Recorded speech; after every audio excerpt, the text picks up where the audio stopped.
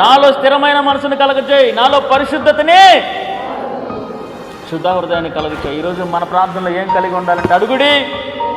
ఏమడుగుతున్నావమ్మా? అయ్యా కాళ్ళ నొప్పులు వస్తున్నాయి, తగ్గివనా? నా కుటుంబ పరిస్థితులు బాగలేదు, మంచి చేయమనా? మంచం మీద ఉన్నవారిని లేవనెత్తమనా? ఇవన్నీ ఓకే.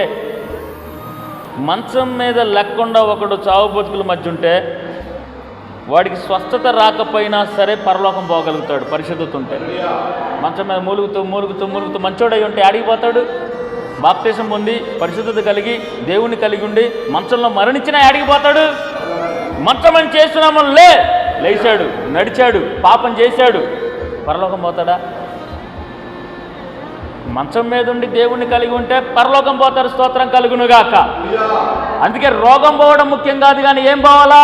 దేవుడికి ఆయాసకరమైనది పోవాలా, దేవుడికి అయిష్టమైనవి పోవాలా. మనలో దేవుడికి ఇష్టం లేని కొన్ని గుణాలు ఉంటాయి, అది వాక్యం అనే అర్థంలో చూసుకోవాలి. సేవకుడు చెప్తుంటే ఇది నాలో ఏమన్నా ఉన్నదా అని సరి చేసుకోవాలి వాక్యంలో.